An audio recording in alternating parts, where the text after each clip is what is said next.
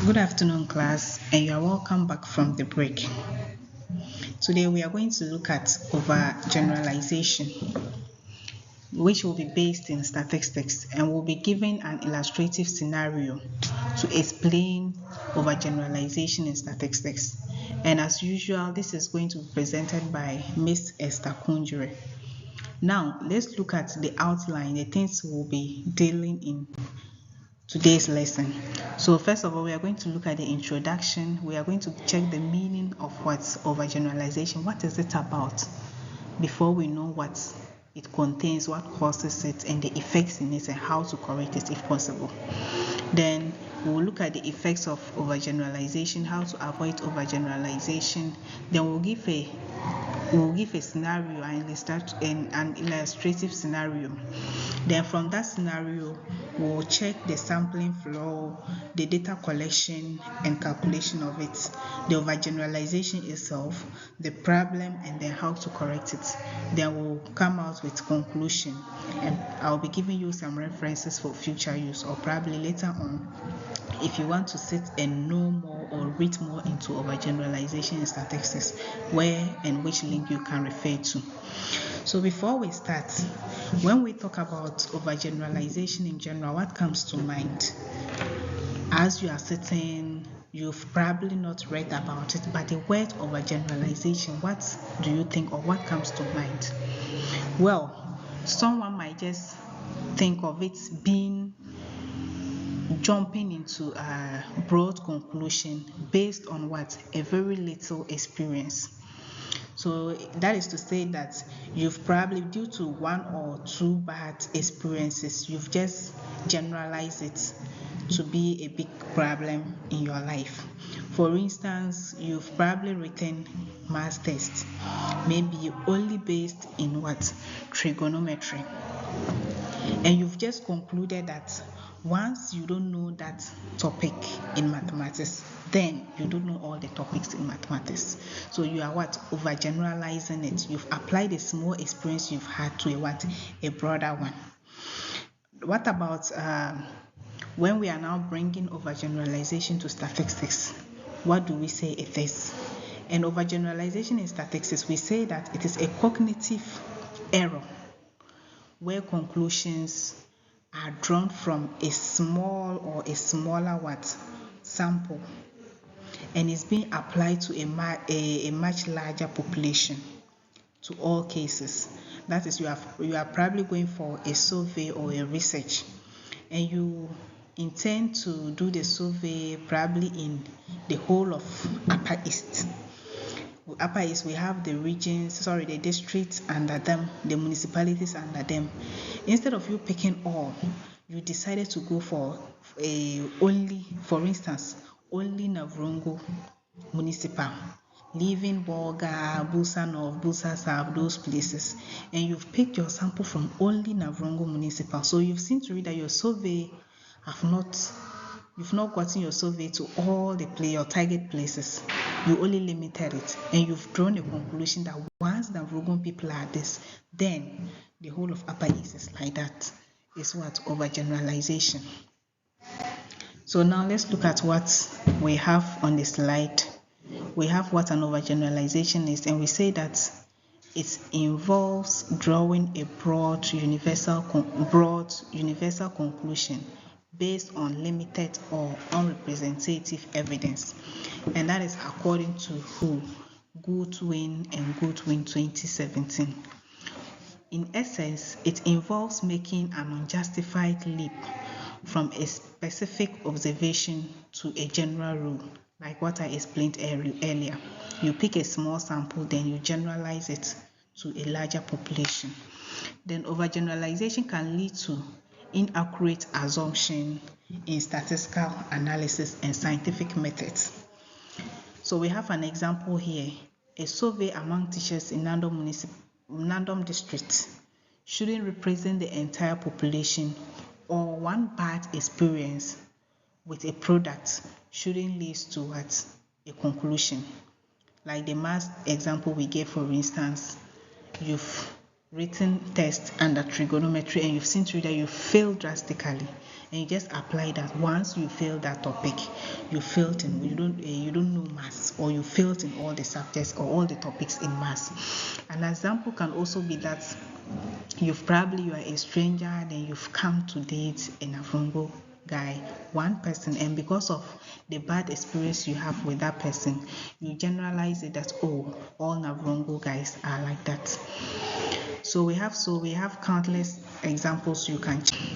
So let's look at some of the things that the effects of the overgeneralization. So some of these overgeneralizations leads to what? They mislead to what? Conclusions.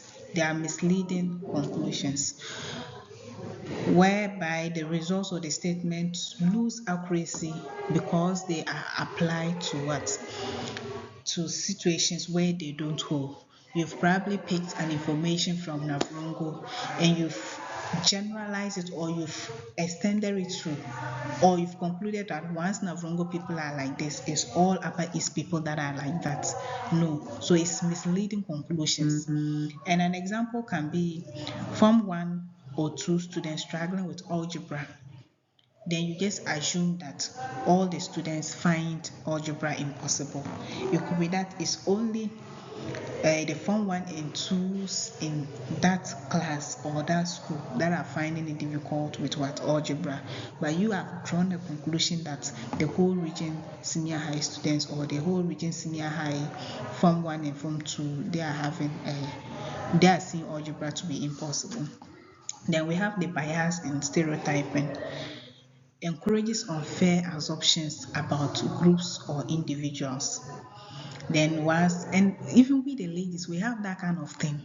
We just have it in mind that once they said, oh, ladies are no good in mathematics.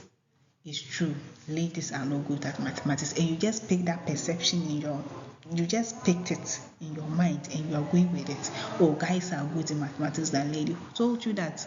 That's an overgeneralization.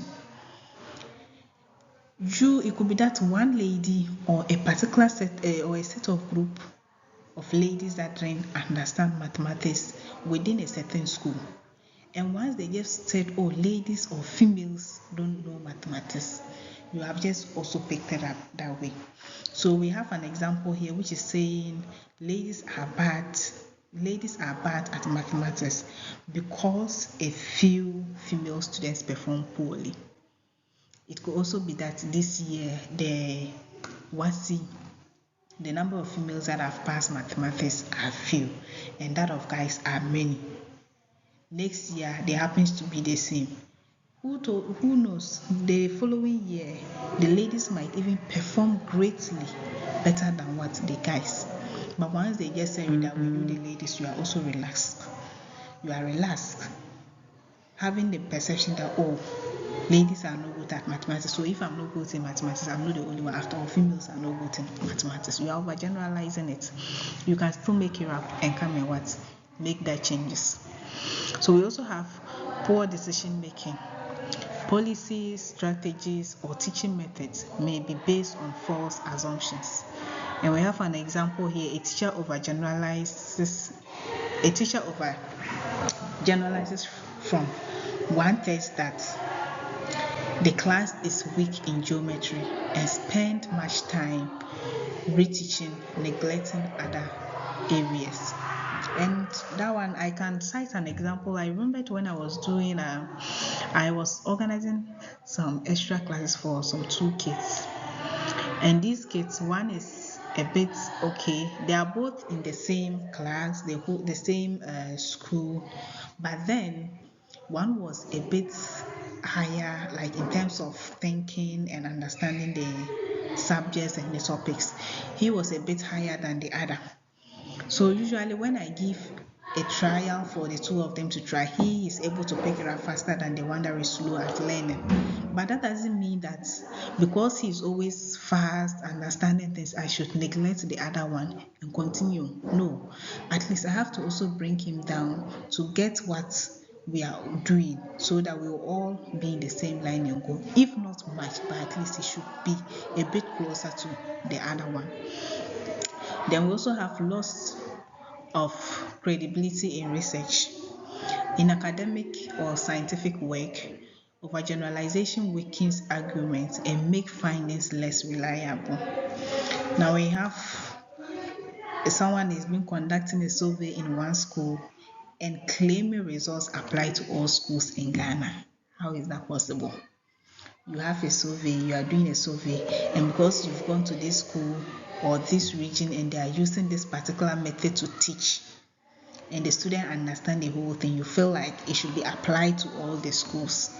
Mind you, other schools might be using different methods, teaching methods, and they will all understand. It's not a must that they should use one particular method.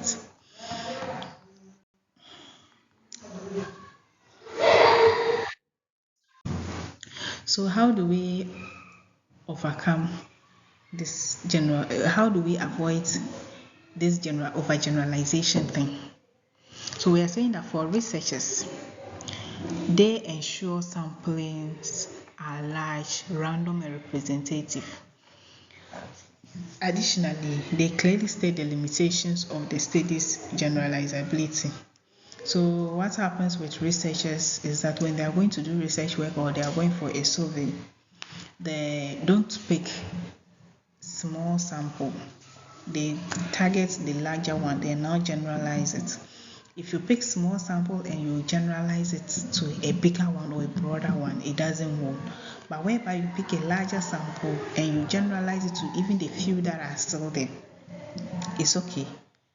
Then they pick it randomly. They don't go and target, oh, once these people are just good at this, let me pick them for my sample. No.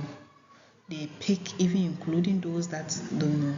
Then they are able to give their representativeness, or they are able to get their findings whatsoever they want from it. Then for critical thinkers, they challenge absolute statements and look for counter examples. Then furthermore, they ask, is the evidence sufficient to support this broad claim? You've probably have had a bad experience and you feel like it's more to you. So you check and see, can I apply it to all?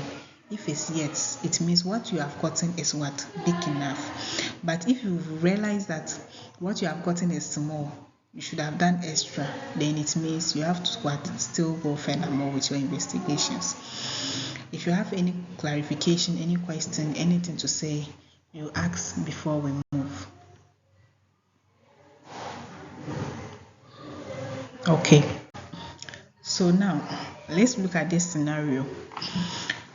Mr. Joshua, a mathematics teacher in Nando municipality in the Upper West region, wants to know what is the average score of Ghanaian senior high school students in trigonometric questions on the West African Senior School Certificate examination. So Mr. Joshua, who is a mathematics teacher in the Nando municipality, wants to know the average score, in other words, the mean of all the students in the senior high schools in Ghana, but specifically under our trigonometric questions that were given in the WAEC. The WASI they wrote, the trigonometric questions that were given there. He wants to know their average score. So let's look at how we are going to deal with this scenario. So now we have the sampling flow, how he did his sampling, the particular places he picked, what he checked into and all that. So we had Mr. Joshua only has easy access to results from schools within Nando municipality. He decides to use simple random sampling to select 5 senior high schools only from Nando.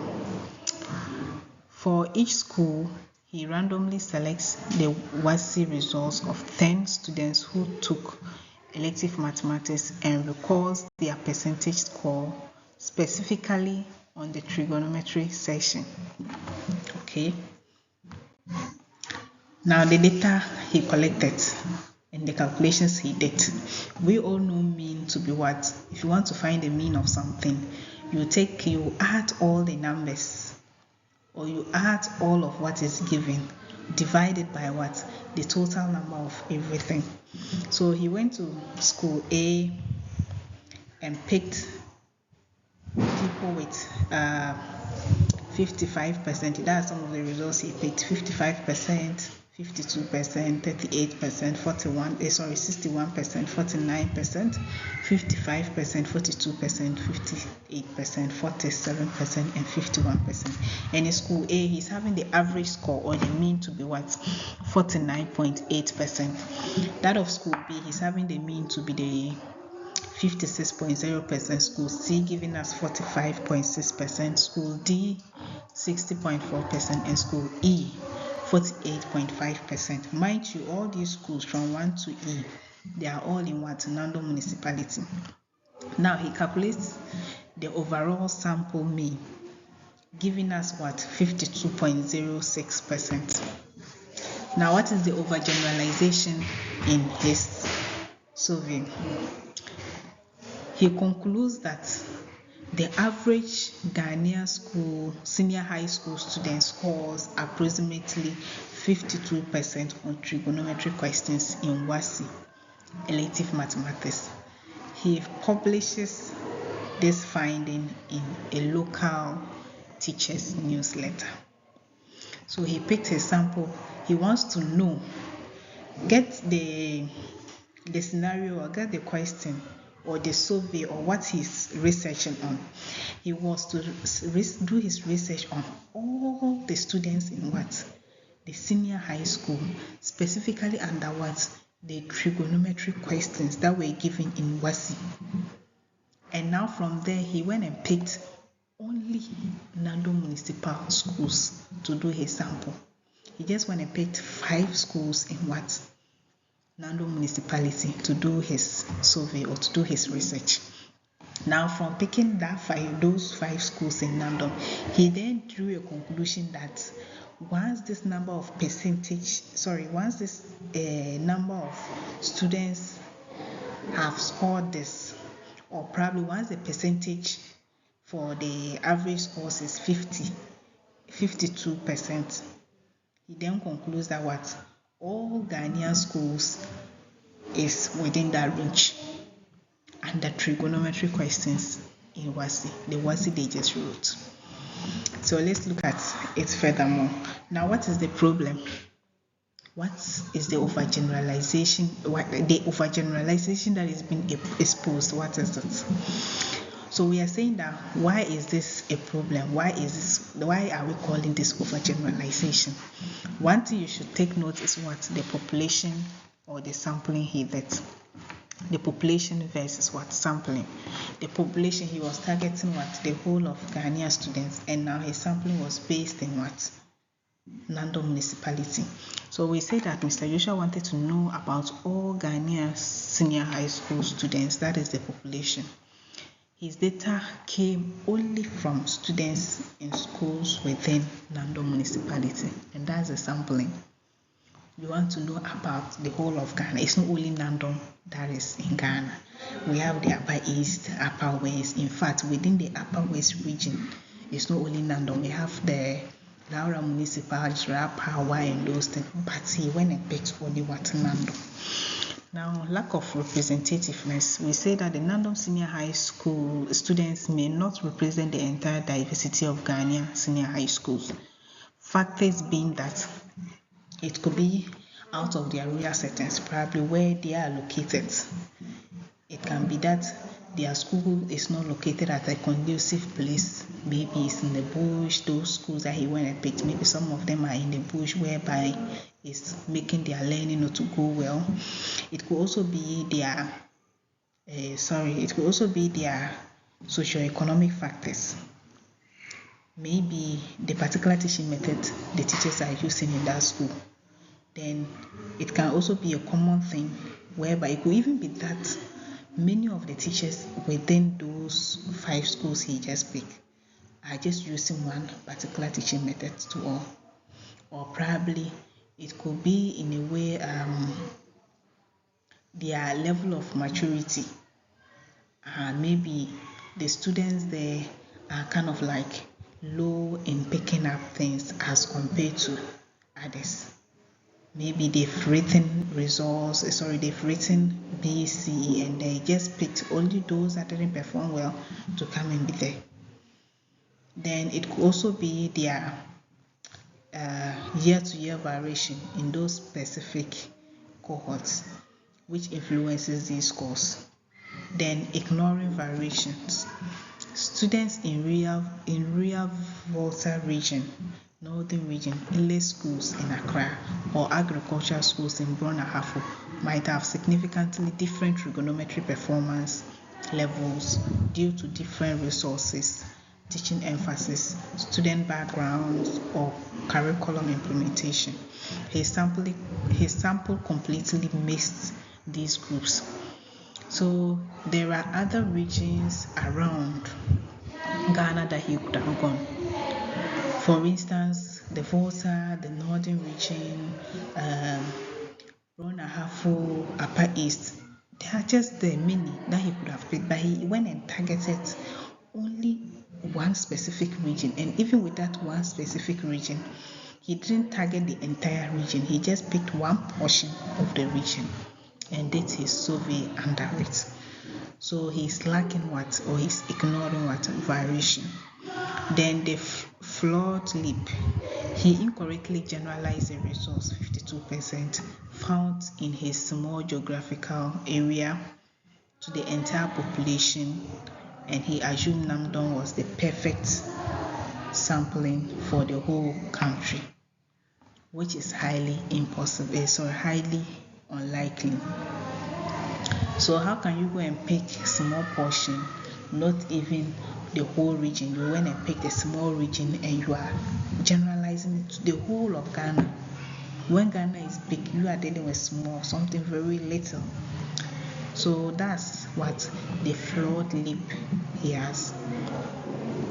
He shouldn't have generalized it in that manner, or probably even publish it to claim that it's for the whole Ghana. If fine, you publish it based on the small, or let's say Nando Municipal, fine. If your research was based on if the research was based in Nando Municipal, it's okay. But you're talking about the whole Ghana and you've gone to pick small and you've assumed that that's how the whole Ghana is. It's not, it's a big problem. Then how do we correct this? Mr. Joshua needed a representative of all Ghanaian students, types and regions. He could have used, when he needed all that, he could have used what? Well, there are other methods he could have used to get his solution. And one could have been what? The stratified what? Sampling. And when we say stratified sampling, what does it mean? We looked at it the previous lecture and we're having it today. So we say stratified sampling is what? Is to divide the entire population into separate meaningful groups. Then from there you select randomly, or you do random sampling from each group. So he could have grouped maybe Upper East, Upper West, Northern, Volta, Greater Accra, like that. Then from there he will do random sampling to represent the region, then picked it from there, those sampling that he has made, picked it from there, and now do another sampling within what? The whole of Ghana. So we said he could have divided it into major regions, the coastal, forest, then northern region, either the major region or the minor regions, whichever way could have helped out, other than using only one particular region. Then randomly select schools proportionally from each stratum before what? Sampling students within those schools. Now the other methods could have been cluster sampling. And when we hear the word cluster, what we are talking about here is what? She should have made a list of all the natural groups. That is, you take different or more efficient approach. You take the list of all the natural groups, and then you do you randomly select few schools out from it. and do your survey. So we say if listing all schools nationally is hard, randomly select several districts. You can come to the Upper West region, pick like maybe one from a Nando Municipal, Laura Municipal, then Japa Municipal. Go to Upper East, pick Navrongo Municipal, go to pick a Bulsa North Municipal. Just pick them based in districts. I think first, okay, well, now I can say that they are not even up to municipals, but we are calling them municipals. But you pick them based in district across the different regions. Then you sample all, or you randomly, you either sample all or a random subset of the schools within those districts you have selected. Now, we then conclude that just because you have a number from a sample doesn't mean it applies to everyone you are interested in. Because this has happened, these few bad experiences have happened, you just generalize it. No, it doesn't mean that it applies to all. Always ask who was actually in this sample. Does this group fairly represent the much larger group I'm talking about? If the sample is too narrow or specific, like the random, using only random, generalizing its results to the whole population is overgeneralization and is likely wrong. Please, if you have any question, any clarification, if it's anything from the scenario given, if it is any portion you don't understand, you let me know.